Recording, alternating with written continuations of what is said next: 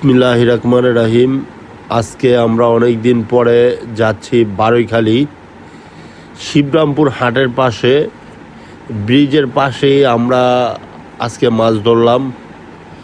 মোটামুটি এইখানের পরিবেশটা খুব সুন্দর, আর এইখানে অনেক শিকারী মাছ ধরার জন্য আসে।